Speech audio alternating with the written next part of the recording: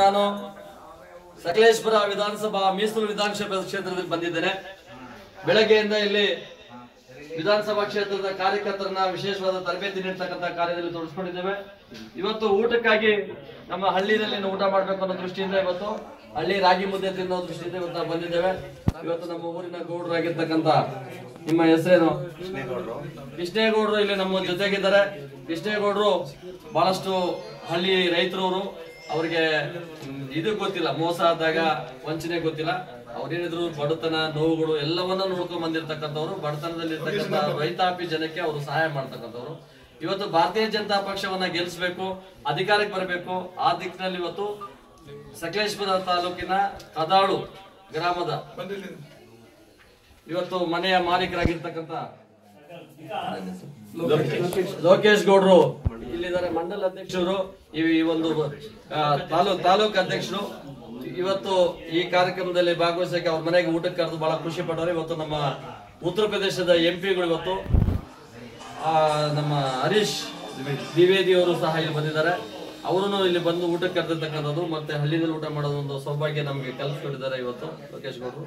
ಇವತ್ತು ನಾನು ಲೋಕೇಶ್ ಗೌಡ್ರಿಂದಲೇ ಪ್ರಾರಂಭ ಮಾಡ್ತೇನೆ.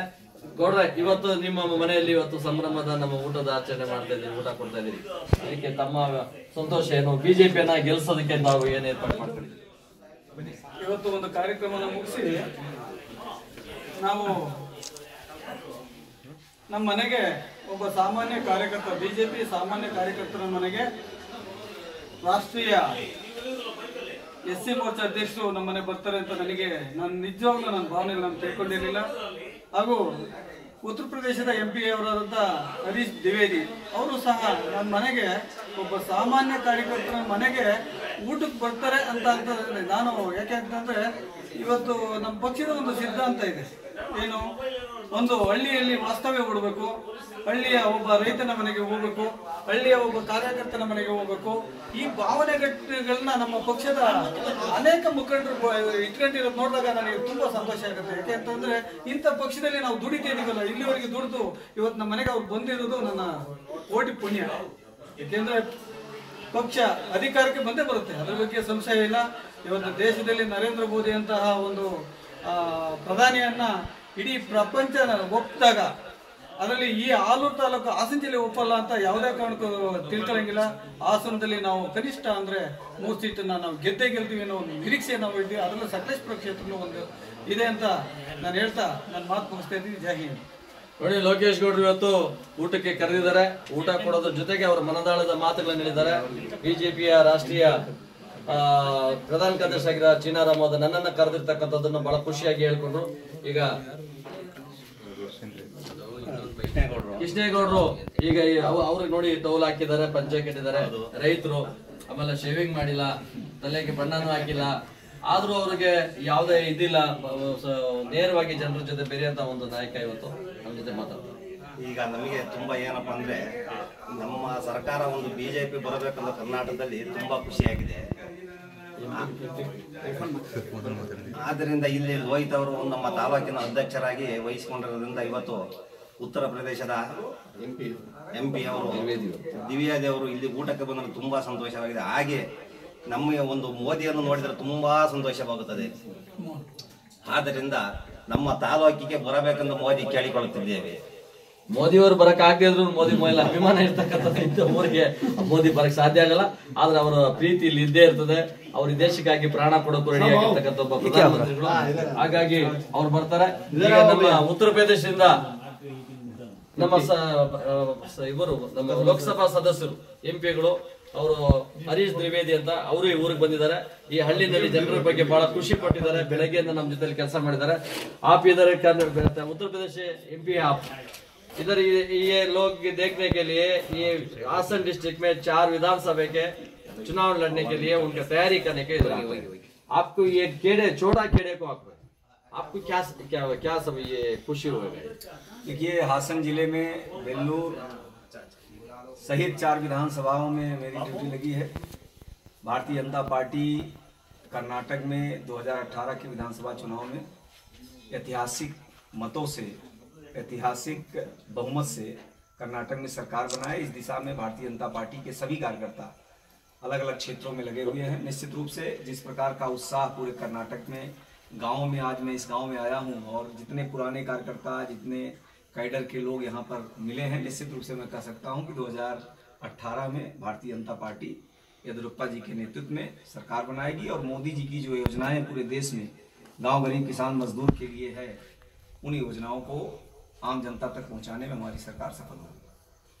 ನಮ್ಮ ಇಲ್ಲಿನ ಸಂಸತ್ ಸದಸ್ಯರಾಗಿರ್ತಕ್ಕಂಥ ಉತ್ತರ ಪ್ರದೇಶದಿಂದ ಬಂದಿರತಕ್ಕಂಥ ಹರೀಶ್ ದ್ವಿವೇದಿ ಅವರು ಅವರ ಮನದಾಳದ ಮಾತನ್ನು ಹೇಳಿದ್ದಾರೆ।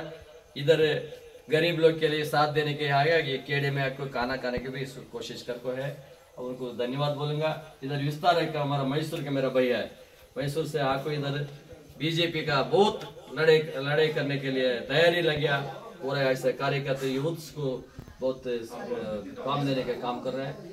ಉಮೇಶ್ ಅವರೇ, ನೀವು ಈ ಭಾಗದಲ್ಲಿ ಸಾಕಷ್ಟು ಬಿಜೆಪಿ ಕೆಲಸ ಮಾಡೋದಕ್ಕೆ ಹೆಂಡತಿ ಮಕ್ಕಳನ್ನೆಲ್ಲ ಬಿಟ್ಟು ಮೈಸೂರಿಂದ ಬಂದಿದ್ದು ಕೆಲಸ ಮಾಡ್ತಾ ಇದ್ದೀವಿ। ನೀವು ಬಹಳ ಪ್ರಾಣವನ್ನು ಲೆಕ್ಕಿಸಿದ, ಯಾಕಂದ್ರೆ ಇಲ್ಲಿ ನಕ್ಸಲೇಟ್ಸ್ ಇದ್ದಾರೆ, ಆನೆಗಳು ಬರ್ತವೆ, ಯಾವಾಗ ಆನೆಗಳು ನಿಮ್ಮನ್ನು ಅಟ್ಯಾಕ್ ಮಾಡ್ತಾವೋ ಗೊತ್ತಿಲ್ಲ। ಇಲ್ಲಿನ ಜನಕ್ಕೆ ಹೇಗೆ ಹೋಗ್ಬೇಕು, ತಪ್ಪಿಸ್ಕೋಬೇಕು ಅಂತ ಗೊತ್ತಿದೆ। ನೀವು ಮೈಸೂರಿಂದ ಬಂದವರು, ಅದು ಮೈಸೂರು ಮಹಾರಾಜರ ಅರಮನೆ ಪ್ರದೇಶದಿಂದ ಬಂದಂಥವ್ರು, ನಿಮಗೆ ಇಲ್ಲಿ ಹೇಗೆ ಅನಿಸ್ತಾ ಇದೆ, ಹೇಗೆ ಸಂಘಟನೆ ಮಾಡ್ತಾ ಇದ್ದೀವಿ? ಇಲ್ಲಿ ನಾನು ಬಂದು ಕಳೆದ 8 ತಿಂಗಳಾಯ್ತು।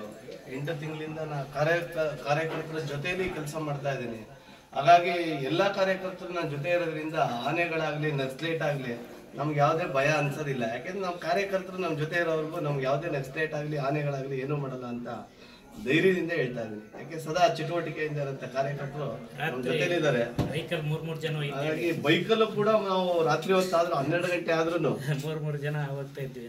12 ಗಂಟೆ ಆದ್ರೂ ಬೈಕಲ್ಲಿ 3 ಜನ ಕಾರ್ಯಕರ್ತರು ಪ್ರವಾಸ ಮಾಡಿದ್ವಿ। ಅದೇ ನಮ್ಮ ಪ್ರಧಾನ ಕಾರ್ಯದರ್ಶಿಗಳು ಮತ್ತೆ ಹೇಮಂತ್ ಅಂತವ್ರು, ಧರ್ಮರಾಜ್ ಅಂತವ್ರು, ಈ ತರ ಒಂದೇ ಬೈಕಲ್ಲಿ 3 ಜನ ಪ್ರವಾಸ ಮಾಡ್ತೀವಿ। ಗುಡ್ಡಗಾಡು ಪ್ರದೇಶ ಮತ್ತೆ ಆನೆಗಳ ಪ್ರದೇಶ ಆದ್ರೂ ಯಾಕೆಂದ್ರೆ ನಮ್ಮ ಕಾರ್ಯಕರ್ತರು ಅವ್ರೆ, ಅದೊಂದು ಧೈರ್ಯ ನಮ್ಗೆ। ಆನೆಗಿಂತ ನಮ್ಮ ಕಾರ್ಯಕರ್ತರ ಶಕ್ತಿವಂತರಾಗಿ ಅವ್ರೆ ಅನ್ನೋದು ಧೈರ್ಯದ ಮೇಲೆ 282 ಬೂತ್ಗಳಲ್ಲೂ ಕೂಡ ಪ್ರವಾಸಗಳನ್ನ ಮಾಡಿದೀವಿ।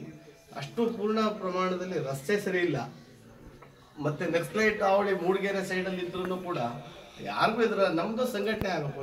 ಈ ಸಾರಿ ಭಾರತೀಯ ಜನತಾ ಪಾರ್ಟಿ ಅಧಿಕಾರಕ್ಕೆ ತರಬೇಕು ಅಂತ ನಮ್ಮ ಕಾರ್ಯಕರ್ತರು ಪಣ ತೊಟ್ಟದ್ಮೇಲೆ ನಮ್ಗೆ ಹಗಲಾದ್ರೇನು ಇರುಳಾದ್ರೇನು ದುಡಿಬೇಕು ಅನ್ನೋದು ಒಂದೇ ಸಾರಿ ಈ ಸಾರಿ ಸಕಲೇಶ್ವರ ವಿಧಾನಸಭಾ ಕ್ಷೇತ್ರ ಗೆಲ್ಲಿಸ್ಬೇಕು ಅನ್ನೋದು ನಮ್ಮ ಕಾರ್ಯಕರ್ತರು ಪಣ ತೊಟ್ಟಿದ್ದಾರೆ ಅಂತ ಹೇಳ್ತಾರೆ। ಉಮೇಶ್ ಅವರು ತಮ್ಮ ಪ್ರಾಣವನ್ನು ಲೆಕ್ಕಿಸಿದೆ, ನಕ್ಸಲೇಟ್ಸ್ಗೆ ನಾನು ಈ ದೇಶನ ಕಾಪಾಡಬೇಕು, ದೇಶ ರಕ್ಷಣೆ ಮಾಡಬೇಕು, ಹಿಂದೂ ಧರ್ಮವನ್ನು ಕಾಪಾಡಬೇಕು, ಹಿಂದೂ ಧರ್ಮವನ್ನು ರಕ್ಷಿಸಬೇಕು ಅನ್ನೋ ಒಂದು ಅಭಿಲಾಷೆಯಿಂದ ತನ್ನ 4 ಜನ ಮಕ್ಕಳನ್ನ ಬಿಟ್ಟು, ಹೆಂಡತಿಯನ್ನ ಬಿಟ್ಟು, ಇಡೀ ತನ್ನ ಸಂಬಂಧಿಕರನ್ನೆಲ್ಲ ಬಿಟ್ಟು ಇಲ್ಲಿ ಬಂದು ಸೇವೆ ಮಾಡ್ತಾರೆ। ಅವ್ರಿಗೆ ಧನ್ಯವಾದ ಅರ್ಪಿಸ್ತೇನೆ। ಅಣ್ಣ, ನಿಮ್ಮ ಹೆಸರೇನು? ಮೋಹನ್ ಕುಮಾರ್ ಅವರು, ಇವರು ಭಾರತೀಯ ಜನತಾ ಪಕ್ಷದ ಕಟ್ಟಾಳು। ಅವರು ಇವತ್ತು ಭಾರತೀಯ ಜನತಾ ಪಕ್ಷ ಬೆಂಬಲಿಸೋದಕ್ಕೆ ತಮ್ಮದೇ ಆದಂತ ಪ್ರೀತಿಯ ಒಂದು ಮಾತುಗಳನ್ನು ಆಡ್ತಾರೆ, ಆ ಮಾತುಗಳನ್ನು ಕೇಳೋಣ। ನಾವು ಇಲ್ಲಿ ಇದರಲ್ಲಿ 20 ವರ್ಷದಿಂದ ಕೆಲಸ ಮಾಡ್ತಾ ಇದೀವಿ ಬಿಜೆಪಿಲಿ। ಇಲ್ಲಿ 2 ಸಾರಿ MLA ಅವ್ರನ್ನ ಗೆಲ್ಸಿದೀವಿ, BB ಶಿವಪ್ಪನವ್ರನ್ನ। ಮತ್ತು ಈಗ ನಾವು ನಮ್ಮ ಅಧ್ಯಕ್ಷರಾದ ಲೋಕೇಶ್ ಅವರು ತುಂಬಾ ನಾನಿಲ್ಲಿ ಪ್ರಧಾನ ಕಾರ್ಯದರ್ಶಿಯಾಗಿ ಕದಾಳ ಪಂಚಾಯತಿ ಗ್ರಾಮ ಪಂಚಾಯತಿಯಲ್ಲಿ ಕೆಲಸ ಮಾಡ್ತಾ ಇದ್ದೀನಿ। ನಮ್ಮ ಅಧ್ಯಕ್ಷರು ಕದಾಳ ಲೋಕೇಶ್ ಅವರು ಇರೋದ್ರಿಂದ ತುಂಬಾ ಈಗ ಚೆನ್ನಾಗಿ ಚಟುವಟಿಕೆಯಿಂದ ನಡೀತಾ ಇದೆ। ಎಲ್ಲ ಕಾರ್ಯಕರ್ತರು ಭಾರಿ ಬೆಂಬಲ ವ್ಯಕ್ತವಾಗ್ತಾ ಇದೆ।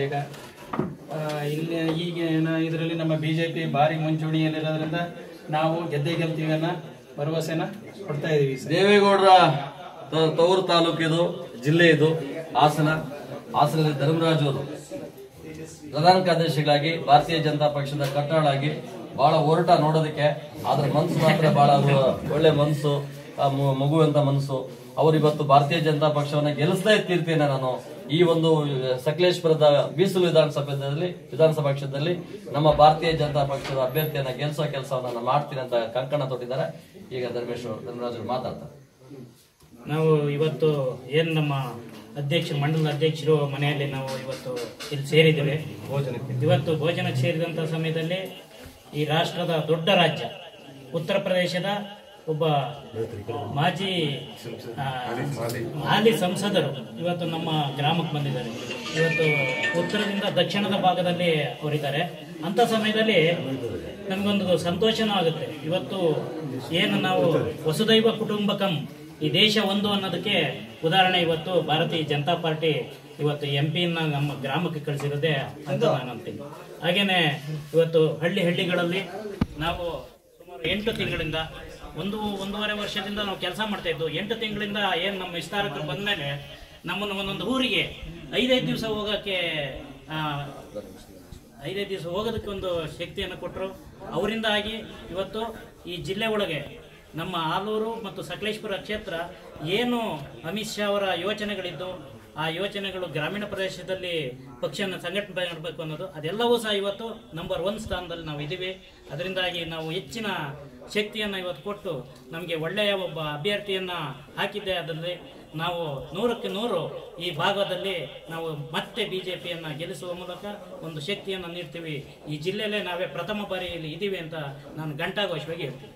ಇಲ್ಲಿ ಯುವಕ ಬಹಳಷ್ಟು ಸಕ್ರಿಯವಾಗಿ ತೋರಿಸ್ಕೊಂಡಿರ್ತಕ್ಕಂಥ ಬೆಳಗ್ಗೆಯಿಂದ ನಾನು ನೋಡಿದ್ದೇನೆ.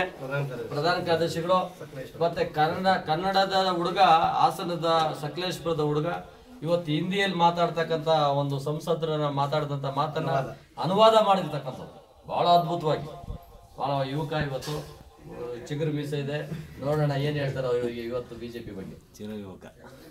ಭಾರತೀಯ ಜನತಾ ಪಕ್ಷ ಸಾಮಾನ್ಯ ಕಾರ್ಯಕರ್ತರನ್ನ ಯಾವ ಮಟ್ಟಕ್ಕೆ ತನ್ನ ಸಂಘಟನೆ ಶಕ್ತಿಯಿಂದ ಕರ್ಕೊಂಡೋಗುತ್ತೆ ಅನ್ನೋದಕ್ಕೆ ಇವತ್ತು ಕೇಂದ್ರದಲ್ಲಿರುವಂತಹ ನರೇಂದ್ರ ಮೋದಿ ಅವರೇ ಸಾಕ್ಷಿ. ಹಾಗೂ ಇವತ್ತು ಏನಿದೆ, ಒಬ್ಬ ಸಾಮಾನ್ಯ ಕಾರ್ಯಕರ್ತರನ್ನು ಸಹ ನಮ್ಮಂಥ ಚಿಕ್ಕ ಪುಟ್ಟ ಕಾರ್ಯಕರ್ತರನ್ನು ಸಹ ಒಂದು ಗುರುತಿಸಿ ನಮಗೆ ಗುರುತರವಾದ ಜವಾಬ್ದಾರಿಯನ್ನು ಒಂದು ಬೆಳೀಲಿಕ್ಕೆ ಅವಕಾಶ ಮಾಡಿಕೊಟ್ಟಿದೆ. ಇವತ್ತು ಒಬ್ಬ ಉತ್ತರ ಪ್ರದೇಶದ MP ಅವ್ರನ್ನ ನಮ್ಮ ಕ್ಷೇತ್ರಕ್ಕೆ ಒಂದು ಸಂಘಟನಾ ಉಸ್ತುವಾರಿಯಾಗಿ ಕೊಟ್ಟು ಇವತ್ತು ಒಬ್ಬ ಸಾಮಾನ್ಯ ಕಾರ್ಯಕರ್ತರ ಜೊತೆ ಇಷ್ಟು ಒಂದು ಸಾಮಾನ್ಯ ಜನರ ಜೊತೆ ಸಾಮಾನ್ಯರಾಗಿ ನಮ್ಮ ಜೊತೆ ಎಲ್ಲ ಅವರು ಹೊಂದ್ಕೊಂಡು ಸೇರ್ತಾರೆ ಅಂದರೆ ಅದಕ್ಕೆ ಭಾರತೀಯ ಜನತಾ ಪಕ್ಷದ ಒಂದು ತತ್ವ ಸಿದ್ಧಾಂತಗಳೇ ಕಾರಣ. ಇವತ್ತು ನಾವು ಬೇರೆ ಪಕ್ಷಗಳಲ್ಲಿ ಕುಟುಂಬ ರಾಜಕಾರಣ ಮತ್ತು ಹಣ ಇನ್ನಿತರ ಜಾತಿ ರಾಜಕೀಯಗಳನ್ನ ನೋಡ್ತೀವಿ. ಇಲ್ಲಿ ಒಂದೇ ಜಾತಿ, ಅದು ದೇಶಕ್ಕೋಸ್ಕರ ದುಡಿಯುವಂಥ ಜಾತಿ, ಅದನ್ನು ಮಾತ್ರ ಗುರುತಿಸ ಸಾಧ್ಯ ಇರೋಂಥದ್ದು ಇಲ್ಲಿ ಭಾರತೀಯ ಜನತಾ ಪಕ್ಷದಲ್ಲಿ ಅಂತ ನಾನು ಹೇಳಲಿಕ್ಕೆ ಬಯಸ್ತೀನಿ. ಮತ್ತೊಬ್ಬ ಹಿರಿಯ ಮುಖಂಡರು ಲಕ್ಷ್ಮಣ್ ಅವರು ಸಿವಿಲ್ ಇಂಜಿನಿಯರ್ ಆಗಿದ್ದಾರೆ. ಅವರು ವಿಶ್ವ ಹಿಂದೂ ಪರಿಷತ್ತಿನ ಅಧ್ಯಕ್ಷರು ಆಗಿದ್ದಂಥವರು. ಬಹಳಷ್ಟು ಸಾಕಷ್ಟು ಸಮಾಜ ಸೇವೆ ತೋರಿಸ್ಕೊಂಡಿರ್ತಕ್ಕಂಥ ಲಕ್ಷ್ಮಣ್ ಅವರು ನಿಮ್ಮನ್ನ ಕೊನೆಯ ಮಾತು ಒಂದು 30 ಸ್ವಲ್ಪ ಮಾತಲ್ಲಿ 2 ಮಾತಲ್ಲಿ. ಇವತ್ತು ನಮ್ಮ ಆಲೂರು ಸಕಲೇಶಪುರ ಕ್ಷೇತ್ರದ ಸಂಘಟನಾ ಸಭೆಯನ್ನು ನಮ್ಮ ಉತ್ತರ ಪ್ರದೇಶದಿಂದ ಬಂದಿರತಕ್ಕಂಥ ಉಸ್ತುವಾರಿಗಳಾದ ಶ್ರೀ ಹರೀಶ್ ದ್ವಿವೇದಿ ಅವರು ನಡೆಸಿಕೊಟ್ರು. ಅದಾದ ನಂತರ ಸಂಜೆ ಈ ನಮ್ಮ ಕ್ಷೇತ್ರದ ಹಳ್ಳಿಗೆ ನಮ್ಮ ಮಂಡಲದ ಅಧ್ಯಕ್ಷರ ಮನೆಗೆ ಬಂದು ಹಳ್ಳಿಯಲ್ಲೂ ಕೂಡ ಊಟ ಸೇವಿಸಿ ನಮ್ಮ ಸರಳತೆಯನ್ನು ಮೆರೀತಾ ಇರುವಂಥ ಹರೀಶ್ ದ್ವಿವೇದಿ ಅವರಿಗೆ ಕೃತಜ್ಞತೆಗಳು.